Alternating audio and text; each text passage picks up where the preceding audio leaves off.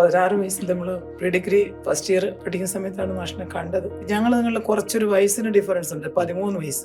പിന്നെ ചെറു നോട്ടമൊക്കെ തുടങ്ങി. ആ ഒരു സഹോദരന്റെ മകളോട് ചോദിച്ചു ആരായതെന്നൊക്കെ ചോദിച്ചൊക്കെ അറിഞ്ഞു. അപ്പൊ ആദ്യമായിട്ട് ശരിക്കും പറഞ്ഞു കഴിഞ്ഞാൽ എനിക്ക് വേണ്ടി ഒരു പാട്ട് കമ്പോസ് ചെയ്താണ് ഞാൻ കേട്ടത്.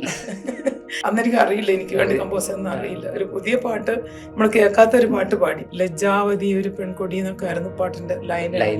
അങ്ങനെ കൊണ്ട് വളർന്നു. അത് പിന്നെ കല്യാണത്തിലെത്തി. ഏറ്റവും ഇഷ്ടം വീടാണ്. ഒരിക്കൽ കൊടൈക്കനാലിൽ കുട്ടിയേട്ടൻ്റെ അതിന് പോയിട്ട് അവർ എന്നോട് അവിടുന്ന് വിളിച്ചു പറഞ്ഞു, എനിക്ക് പാട്ടേ വരുന്നില്ല ഷോ, ഇവിടെ എന്ത് മൊത്തം തണുപ്പും കാര്യങ്ങളും ഒക്കെയാണ്, എനിക്ക് വീട്ടിൽ വന്നാലേ ശരി വിവരമുള്ളൂ എന്ന് പറഞ്ഞിട്ട് അത്രത്തോളം വീടിനോട് അറ്റാച്ച് ആയിരുന്നു. ഒരു ട്യൂൺ കിട്ടിക്കഴിഞ്ഞാൽ അതിങ്ങനെ മോളിൽ നടക്കും. അതിന് വേണ്ടി ഇങ്ങനെ കൊടുത്ത് മെനക്കെട്ടിരുന്നൊന്നും ട്യൂൺ ചെയ്യില്ല, അങ്ങനെ നടക്കും വീട്ടിലെ കൂടെ ഇങ്ങനെ പാടി മറ്റു പണികളൊക്കെ ചെയ്ത്. മാഷിനോട് വന്ന് ഇതേപോലെ ഒരു പാട്ട്, ലജ്ജാവതി പോലൊരു പാട്ട് ചെയ്യണം എന്ന് പറഞ്ഞ് ഡയറക്റ്റായിട്ട് ഓടിച്ചു. പക്ഷെ ഇപ്പോഴെന്നോട് പറഞ്ഞു, ഇനി ഞാൻ മ്യൂസിക് ചെയ്യുന്നില്ല. ഇവരൊക്കെ പറയുന്നത് ട്രെൻഡ് മാറി, എനിക്ക് ആ ട്രെൻഡൊന്നും ചെയ്യണ്ട, എനിക്ക് എന്റെ അതിന് ചെയ്താൽ മതി എന്ന് പറഞ്ഞു. സംഗീതത്തിന് വേണ്ടി ജീവിച്ച ഒരാളാണ് മാഷ്.